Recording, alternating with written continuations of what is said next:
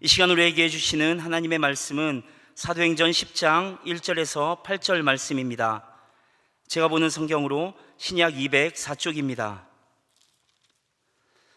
사도행전 10장 1절에서 8절 말씀을 제가 봉독하겠습니다. 가이사랴에 고넬료라 하는 사람이 있으니 이달리아 부데라 하는 군대의 백부장이라. 그가 경건하여 온 지방과 더불어 하나님을 경외하며 백성을 많이 구제하고 하나님께 항상 기도하더니, 하루는 제9시쯤 되어 환상 중에 밝히 봄에 하나님의 사자가 들어와 이르되 고넬료야 하니, 고넬료가 주목하여 보고 두려워 이르되 주여 무슨 일이니까? 천사가 이르되 내 기도와 구제가 하나님 앞에 상달되어 기억하신 바가 되었으니 내가 지금 사람들을 요빠에 보내어 베드로라 하는 시몬을 청하라. 그는 무두장이 시몬의 집에 유숙하니 그 집은 해변에 있다 하더라. 마침 말하던 천사가 떠나매 고넬료가 집안 하인 둘과 부하 가운데 경건한 사람 하나를 불러 이 일을 다 이루고 요빠로 보내니라. 아멘. 저는 청년부와 키즈워십을 담당하고 있습니다. 키즈워십은 매월 마지막 주일에 한 달을 결산하는 원래회 시간을 가집니다. 오늘도 원래회를 하고 왔습니다. 매월 원래회를 할 때마다 선생님들과 나눈 이야기가 있습니다. 지난주에 원래회를 한 것 같은데 벌써 또 원래회를 하나요? 이런 이야기입니다. 그렇게 매주 원래회를 하는 듯한 느낌으로 시간을 보냈는데 어느샌가 연말이 찾아왔습니다. 올해가 시작한 지 얼마 되지 않을 것 같은데 벌써 11월의 마지막 주일을 보내고 있지 않습니까? 연말이 되면 한 해를 돌아보며 또 새롭게 다가오는 새해를 기대하는 마음으로 여러 가지를 정리하고 새로운 계획을 세우곤 합니다. 여러 성도님들 올 한 해 어떠셨습니까? 내년에는 또 어떤 멋진 계획을 세우고 계신지 궁금합니다. 부디 성도님들이 계획하고 생각한 모든 일들 가운데 하나님의 은혜가 넘치기를 바랍니다. 그런데 어떻습니까? 올 한 해를 한번 찬찬히 돌아본다면 작년에 세웠던 계획들을 잘 지키고 또 잘 이루셨습니까? 우리는 이건 도저히 안 될 거야 라는 생각을 가지고 계획을 세우지 않습니다. 잘 될 거라고 생각합니다. 새로운 시작에 대한 기대와 또 바쁘지만 세운 계획대로 하나씩 해나가면 된다는 생각을 가지는 것입니다. 그러나 생각대로 안 되는 수많은 상황들 가운데 어떤 계획들은 변경하고 또 어떤 것들은 포기하게 되기도 합니다. 때때로 도저히 넘을 수 없는 벽 앞에서 자신의 한계만을 확인하게 될 때도 있습니다. 그러면서 우리는 하나의 진실을 깨달아가게 됩니다. 그 누구도 자신의 앞날을 알 수 없다는 것 말입니다. 당장 내일, 아니 단 1분 후에 일어날 날 일조차 정확하게 알 수 있는 사람이 과연 누가 있겠습니까? 우리의 미래는 알 수 없고 불확실합니다. 전도서 8장 7절은 말합니다. 사람이 장래일을 알지 못하나니 장래일을 가르칠 자가 누구이랴. 누구도 장래일을 알 수 없고 또 알 수 없는 그 일을 가르치고 알려줄 수 있는 사람도 당연히 없다라고 말하고 있는 것입니다. 당연한 말입니다.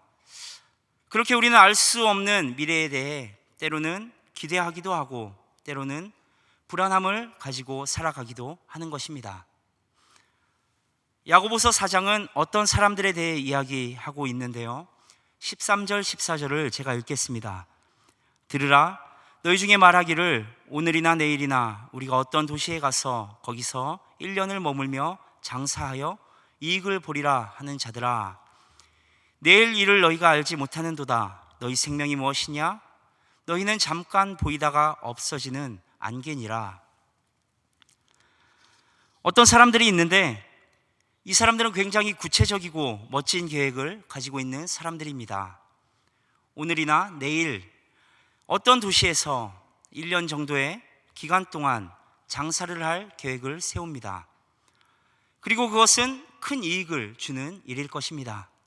그러나 하나님께서는 이 계획을 비웃고 계신 것이죠. 너희들 그렇게 멋진 계획을 세우고 있지만 한 치 앞도 보지 못하는 너희들이 어떻게 내일 일을 알겠느냐? 너희 존재에 대해 바로 알아라. 너희는 잠깐 보였다가 사라지는 안개와 같은 인생일 뿐이다 라고 말씀하십니다. 왜 그렇습니까? 이 계획들에는 하나님의 뜻이 빠져 있기 때문입니다. 우리는 뭐든 다 할 수 있을 것 같지만 막상 대면해 보면 아무것도 아닌 것이 우리의 본질입니다. 이런 불확실한 모습 가운데 그렇다면 우리가 붙잡아야 할 가장 확실한 것은 무엇일까요? 오늘 읽은 사도행전의 말씀은 유대인뿐만이 아니라 이방인에게도 전파되는 예수 그리스도의 복음을 향한 하나님의 계획을 보여주고 있습니다. 오늘 우리는 사도행전 10장을 읽었는데요. 앞선 말씀인 사도행전 9장을 보면 하나님께서는 바울을 회심시킴으로 이방인의 선교를 준비하십니다. 그리고 이제 10장에서는 고넬료라는 사람을 통해서 이방인에게도 동일하게 부어주실 하나님의 구원의 은혜, 그 계획에 대해 이야기하고 있는 것입니다. 그렇다면 고넬료는 어떤 사람이었습니까? 오늘 본문 1절과 2절은 고넬료에 대해 이렇게 설명합니다. 가이사랴에 고넬료라 하는 사람이 있으니 이달리아 부데라 하는 군대의 백부장이라. 그가 경건하여 온 지방과 더불어 하나님을 경외하며 백성을 많이 구제하고 하나님께 항상 기도하더니. 고넬료는 로마의 군인이었습니다. 한 군대의 백부장으로 가이사랴라는 곳에 파견되어 그곳의 치안을 관장하고 질서를 유지하는 일을 했습니다. 이렇게 말하니 굉장히 그럴듯하게 들리지만 사실 고넬료의 정체는 점령군 대장이었던 것입니다. 피점령국 국민 입장에서 이 점령국 군인을 바라본다면 어떻겠습니까? 그들과 사이좋게 지내기는 쉽지 않을 것입니다. 우리나라도 일본에 의해 나라를 빼앗긴 역사를 가지고 있습니다. 올해로 광복 78주년째가 되었더라고요. 검색해 봤습니다. 물론 저와 여기 계시는 대부분의 성도님들께서는 그 시절을 직접 겪지는 않았겠지만 그래도 우리나라가 다른 나라에 침략당하고 다른 나라를 빼앗긴 그 어려움과 수모를 당했던 시절이 있었기에 그 마음을 조금은 잘 이해할 수 있을 것 같습니다. 그런데 고넬료는 다른 점령군들과는 달랐던 것 같습니다. 사이가 좋을 수 없는 이 피점령국 사람들과 잘 지냈던 것 같아요. 그럴 수 있었던 이유가 무엇일까요? 고넬료가 착한 사람이었기 때문에 가능했던 것일까요? 그것만은 아닌 것 같습니다. 본문 2절에서는 고넬료를 소개하면서 그는 하나님을 경외하는 사람이라고 말합니다. 그리고 하나님을 경외하는 고넬료의 삶을 나타내는 증거로 경건과 구제와 기도를 말하고 있습니다. 우리에게 바른 신앙이 무엇이냐라고 묻는다면 그것을 한마디로 대답하기는 어렵습니다. 그러나 반대로 신앙인이 갖추어야 할 바른 자세가 무엇이냐라는 질문에는 우리가 답할 수 있어야 합니다. 하나님을 경외하는 마음을 가지고, 이것은 신앙인의 기본 아니겠습니까? 이게 없으면 신앙인이 아니지 않습니까?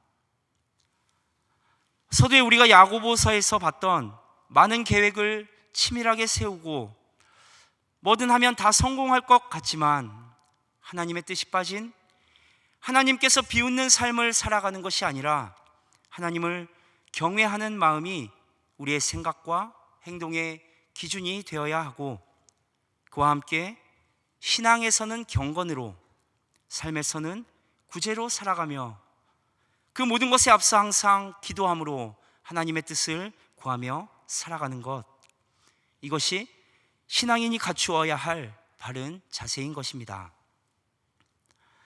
고넬료는 그런 삶을 살아갔습니다. 그런 고넬료에게 어느 날 천사가 나타납니다. 그리고 말합니다. 본문 4절입니다. 고넬료가 주목하여 보고 두려워 이르되 주여 무슨 일이니이까? 천사가 이르되 내 기도와 구제가 하나님 앞에 상달되어 기억하신 바 되었으니. 우리가 신앙의 공동체 안에서 함께 생활할 때 지켜야 할 많은 것들이 있습니다. 그런 많은 것들을 잘 지키며 또 나만이 아닌 서로를 배려해야 하는 것이죠. 그러나 우리의 신앙이 공동체 안에서만 그치면 안 되는 것입니다.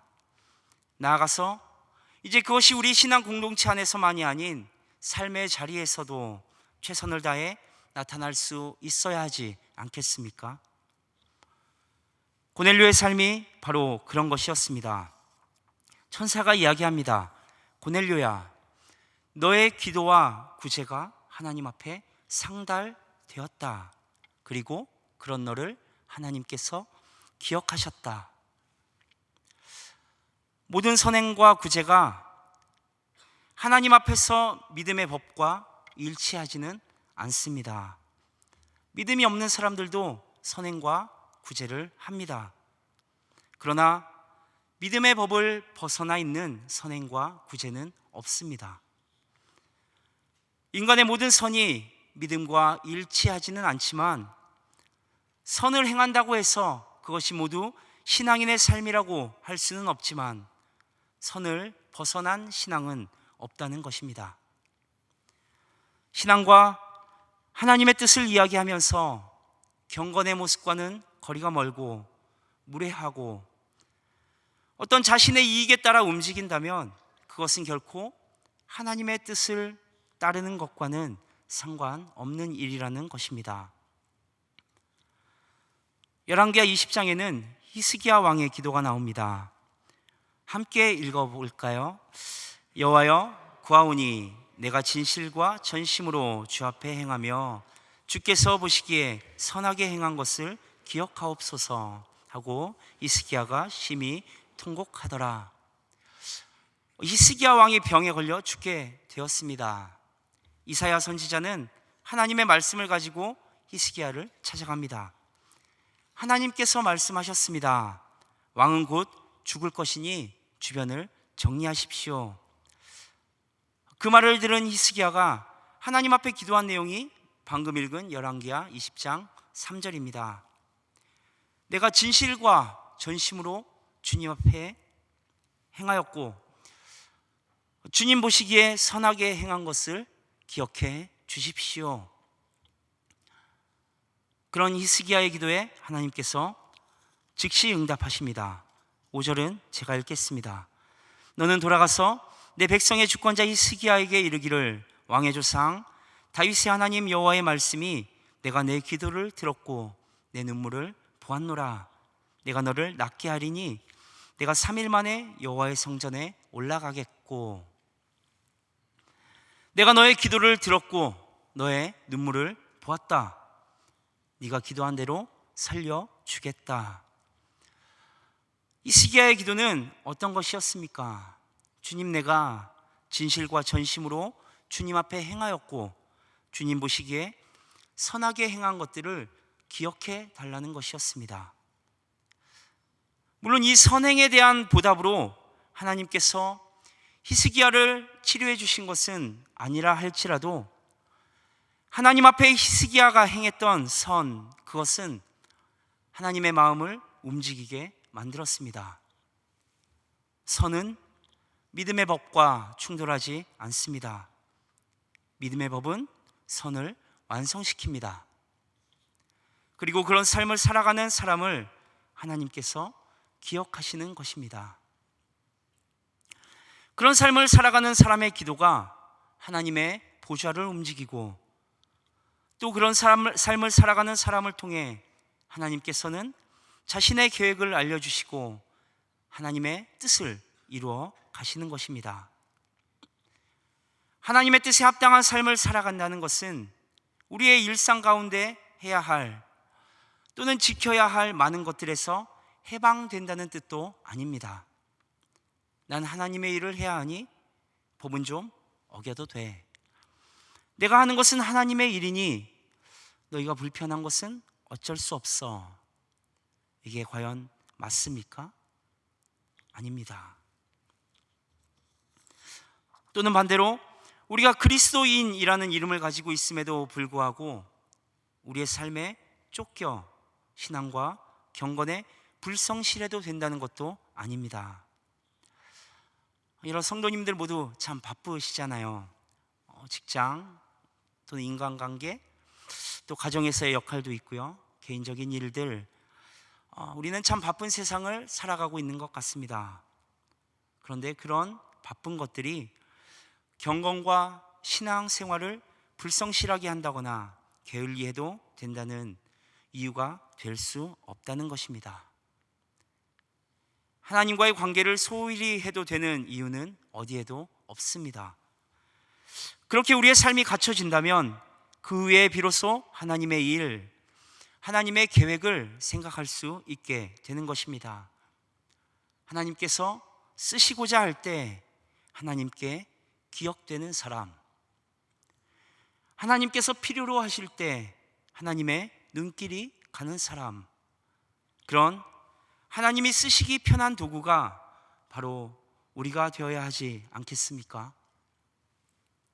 하나님, 저는 멋진 금쟁반으로 쓰임받고 싶습니다 라는 기도가 아니라 주님 쓰신다고 하시니 금그릇이던 질그릇이던 빗자루던 걸레던 주님 쓰시기에 편한 도구, 쓰실 자리에 합당한 도구가 되겠습니다 하는 것이 우리의 기도가 되어야 할 것입니다. 그렇게 준비된 자에게 하나님은 자신의 계획도 알려주시고 그것을 어떻게 할 것인지 방법도 알려주십니다. 본문 5절 6절입니다. 내가 지금 사람들을 욥바에 보내어 베드로라 하는 시몬을 청하라.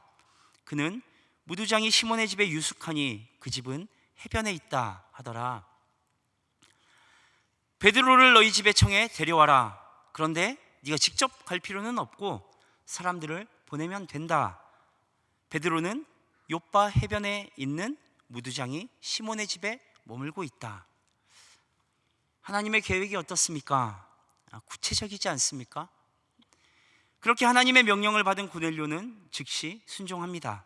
천사가 떠나자마자 하인 둘과 경건한 부하 한 명을 불러서 욥바로 보냈다까지가 오늘 우리가 읽은 본문의 내용입니다.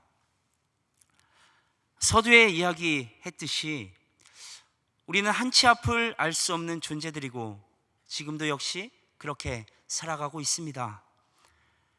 그런 우리의 삶에서 붙잡아야 할 가장 확실한 것은 변함없고 틀림없고 완벽한 하나님의 계획, 그 안에 살아가야 한다는 것입니다. 그러기 위해 우리는 고넬료와 같은 삶을 살아야 합니다. 하나님을 경외하며 신앙과 삶이 하나가 되고 하나님께 기억되는 삶 말입니다. 그런 삶을 위해 여러 성도님들께 몇 가지 권면을 드리고자 합니다. 첫 번째는 너무 걱정하지 마십시오. 마태복음 6장 34절에서 예수님은 우리에게 이렇게 말씀하십니다.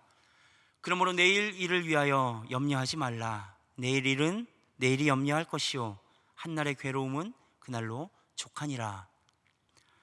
내일 일을 염려하지 말아라. 우리는 단 몇 분 후의 일도 알 수 없습니다. 우리의 미래가 어떻게 될지 모른다 할지라도 여전히 우리는 지금을 살아가고 있습니다. 이것은 우리 모두에게 동일하게 주어진 것입니다. 그것을 알고 지금 할 수 있는 것에 최선을 다해 살아가는 것 자체로 하나님은 여러 성도님들께 충분한 은혜를 부어주고 계신 것입니다. 두 번째는 감정의 쓰레기들로 성도님들의 마음을 채우지 마십시오. 넘치는 두려움, 긴장감, 갈등, 걱정, 시기, 분노, 실망, 우울함, 죄책감, 증오, 이런 것들로 성도님들의 감정을 낭비하지 마시기 바랍니다. 특히 엄청나게 많은 것들을 통해 노출되어 있는 미디어, 가짜 뉴스들을 분별할 지식과 힘도 갖추어야 합니다. 보고 들리는 대로 내 마음에 맞는 것을 믿는 것이 아니라 믿음의 선이 아니라면 그 누구의 말도 경계할 수 있어야 합니다. 바울은 로마서 12장 2절에서 말합니다. 너희는 이 세대를 본받지 말고 오직 마음을 새롭게 함으로 하나님의 선하시고 기뻐하시고 온전하신 뜻이 무엇인지 분별하도록 하라. 오직 우리가 해야 할 것은 세상의 대세를 따라 흘러 떠내려가듯 살아가는 것이 아니라 하나님의 선하심, 기뻐하심, 그리고 온전한 뜻이 무엇인지 분별하며 살아가야 하는 것입니다. 세 번째는 당장 해야 할 일을 미루지 말라는 것입니다. 우리는 흔히 무언가를 함으로써 죄를 짓는다고 생각하지만 아무것도 하지 않음으로 죄를 지을 수도 있습니다. 해야 할 것을 알지만 미룰 때, 선한 일인 것을 알지만 모른 척할 때 그것이 하나님 앞에 죄가 될 수 있습니다. 마가복음 말씀에서는 이렇게 이야기하고 있습니다. 예수께서 손 마른 사람에게 이르시되 한가운데 일어서라 하시고 그들에게 이르시되 안식일에 선을 행하는 것과 악을 행하는 것, 생명을 구하는 것과 죽이는 것 어느 것이 옳으냐 하시니 그들이 잠잠하거늘 그들의 마음의 완악함을 탄식하사 노하심으로 그들을 둘러보시고 그 사람에게 이르시되 내 손을 내밀라 하시니 내밀매 그 손이 회복되었더라. 예수님께서 안식일에 회당에 들어가셨는데 손 마른 사람이 있는 것을 보셨습니다. 바리새인들은 안식일에 예수님이 이 사람을 고치시나 주시하고 있었거든요. 물론 고치시면 그것을 트집 잡기 위해서입니다. 예수님은 그 마음을 다 아시고 그 사람을 한가운데 세우신 후 물으시는 것이죠. 너희들이 한번 대답해 봐라. 지금 비록 안식일이지만 선을 행하는 것과 악을 행하는 것 중에 무엇이 옳은 것이냐? 예수님의 물음에 바리새인들은 침묵합니다. 그런 그들의 악함 앞에서 예수님은 탄식하시고 노하셨다라고 기록하고 있습니다. 때로는 침묵이 아무것도 하지 않는 것이 죄가 될 수도 있습니다. 상대방이 도움을 받을 가치가 없다거나 나는 아직 하나님의 소명에 대한 확신이 없다는 것들, 난 그들을 알지 못한다, 혹은 내가 선한 마음으로 돕더라도 내가 의도한 곳에 쓰여지지 않을 것이다. 선한 일을 한 후 내가 희생자가 될지도 모른다거나 어디에서 어떻게 시작해야 할지 모르겠다라는 것들, 나 정도의 힘으로는 아무것도 할 수 없다, 내 코가 석자다, 이런저런 변명들, 그런 변명들이 우리의 하루, 또 우리의 일주일, 또 우리의 한 달, 그리고 우리의 1년을 낭비시키는 것들입니다. 지연된 순종은 불순종과 마찬가지라는 것입니다. 마지막으로 여러 성도님들의 삶의 중심을 하나님과의 관계 가운데 두십시오. 하나님과의 관계를 하루아침에 쌓으려는 이기적인 욕심을 버려야 합니다. 하루하루 매일매일 쌓여가는 관계 가운데 우리 여러 성도님들의 삶이 하나님께 상달되어지고 그것을 통해 여러 성도님들의 삶은 하나님의 기억 가운데 머무는 은혜를 누리게 될 것입니다. 사명자라는 것은 나를 통해 계획하고 계신 하나님의 뜻을 아는 사람들을 말합니다. 그것을 알게 될 때 모든 방해와 불의와 어려움 앞에서도 싸워 이길 힘을 얻게 됩니다.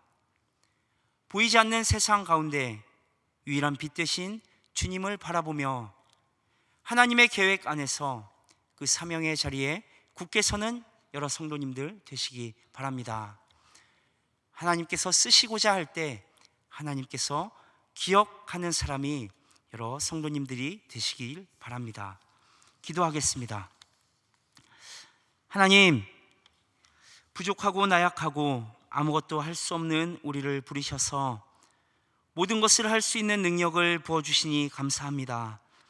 우리의 삶이 하나님을 경외함으로 주님의 뜻을 알아가고 그렇게 최선을 다하는 삶 안에서 하나님께 기억되며 주님 쓰시기에 합당한 모습으로 세워지게 하여 주옵소서. 예수 그리스도의 이름으로 기도드리옵나이다. 아멘.